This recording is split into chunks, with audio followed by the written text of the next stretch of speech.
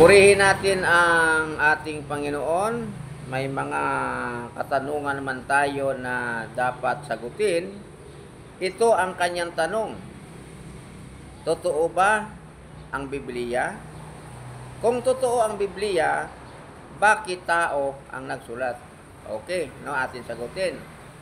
Totoo ang Biblia, kahit tao ang nagsulat sapagkat ang nag-utos na isulat ang Diyos. Sa pahayag sa 14:13, ito ang atin mabasa. Sabi dito, at narinig ko ang isang tinig mula sa langit na nagsasabi, isulat mo, mapapalad ang mga patay na nangamamatay sa Panginoon mula ngayon. Oo, sinasabi ng Espiritu, upang sila'y mangagpahinga sa kanilang mga gawa, sapagkat ang kanilang mga gawa ay susunod sa kanila. No? Bakit totoo ang Biblia kahit tao ang nagsulat? Sapagkat ang nag-utos na isulat ang Diyos. Pangalawa, bakit totoo ang Biblia kahit tao ang nagsulat? Sapagkat ang isinulat ay salita ng Diyos. No, basahin natin sa pahayag 19:9, ito ang atin mabasa. At sinabi niya sa akin, isulat mo, mapalad ang mga inanyayahan sa paghapunan sa kasal ng koldero, at sinabi niya sa akin, ang mga ito'y siyang tunay na mga salita ng Diyos. Yan, no?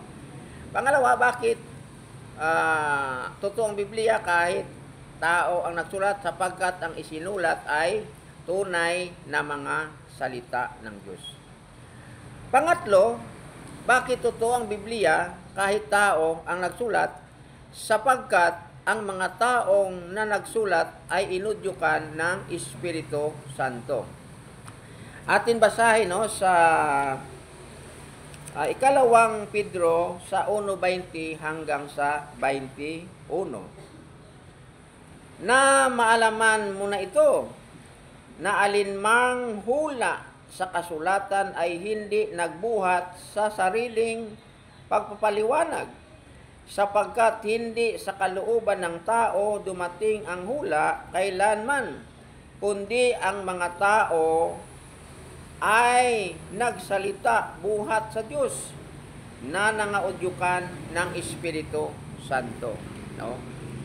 Pangatlo, bakit totoo ang Biblia kahit tao lang nagsulat? Sapagkat ang mga tao na nagsulat ay naudyukan ng Espiritu Santo. Yan ang sagot, no, sa mga katanungan. Purihin natin ang Panginoon. Glory be to God. Glory be to God.